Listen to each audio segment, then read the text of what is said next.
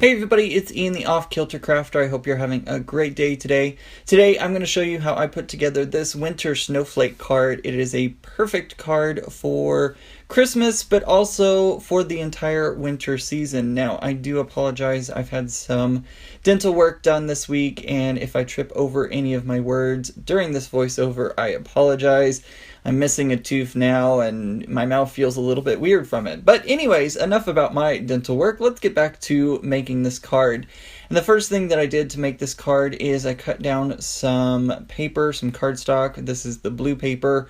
Cut it down to 4 1/4 by 5 1/2, and then I used a stitched rectangle die to go ahead and cut out the front white panel. I'm using this brand new mat from Cricut. Now this one on the left here comes in the Cricut package whenever you buy a Cuttlebug.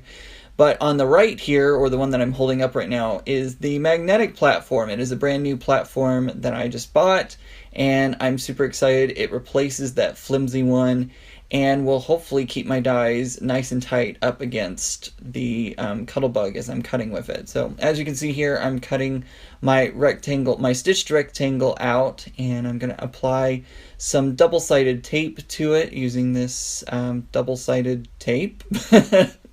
I'm going to go ahead and tape it down onto the blue piece of cardstock and get that all nice and level. But you know, since I'm the Off-Kilter Crafter, I never really can get it quite right, so it's just a hair off, but you know, doesn't matter. I'm going to use a stitched rectangle, or excuse me, a stitched circle die to go ahead and cut a circle in the middle of that rectangle front panel piece, and this is where my snowflake is going to be at.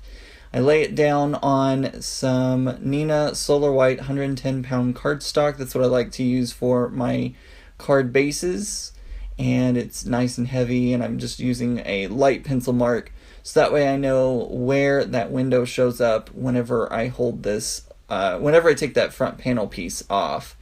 And now I'm going to grab my Distress inks. I have some Distress inks and Blueprint Sketch, Mermaid Lagoon, and I think that's Tumbled Glass there at the bottom. I'll put it up on the screen if I'm wrong. And I'm going to go ahead and just do a little bit of ink blending. Starting off on the bottom, I want the deepest color, which is going to be the Blueprint Sketch. I'm going to go ahead and start off on the bottom and add some color, just like that. See how easy it is? I love to ink blend. I think it looks so gorgeous, and it looks really, really nice whenever the colors really start to blend. Now, it looks like a hot mess right now. Trust me, guys, I know it looks like a hot mess. I was using a new sponge, and I don't think it was pulling up the color as nicely as I would have liked it to at first. But you'll see as I get further working along with the colors, they start to blend a lot better. So just give it a minute, and you'll see it a lot better. Now I'm working with the Tumbled Glass and getting that. Maybe it's Salty Ocean. Maybe I'm using Salty Ocean in the middle there. I don't remember. I'll put the colors up in a minute, or in the description below, either way. So I'm going to use all of these colors and just blend back and forth until I get a color mixture that I am happy with. It's Salty Ocean. There it is. Okay, so I use Salty Ocean, Blueprint Sketch, and something else down at the bottom. What is that one? Tumbled Glass. Yes. Those are the colors that I used. This is what happens when I get medicated.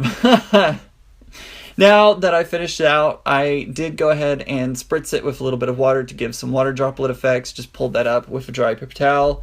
Now I'm using my Misty to go ahead and stamp the snowflake stamp. This is a Tim Holtz snowflake stamp set, which I really love because they're a little bit distressed in nature. And I'm going to use some of this really awesome tinsel blue sparkling embossing powder. Now, whenever you heat this, you just want to make sure to heat it from the backside first, because you don't want that glitter blowing away. It'll blow away quite easily if you're not careful.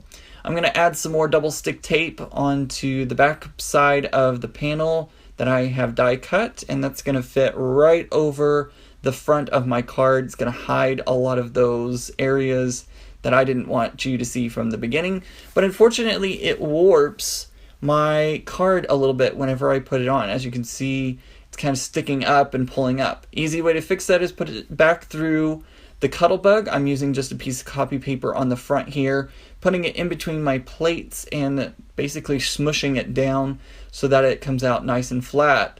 Whenever you see me take it out, you'll notice that it is now all flattened and I don't have to worry about it warping anymore. So that's a little tip for you. If you have a card that tries to fight you by warping out into unusual shapes, all you have to do is stick it through your die cutting machine and flatten it out. I'm now using this stamp set right here, which I will list in the description below.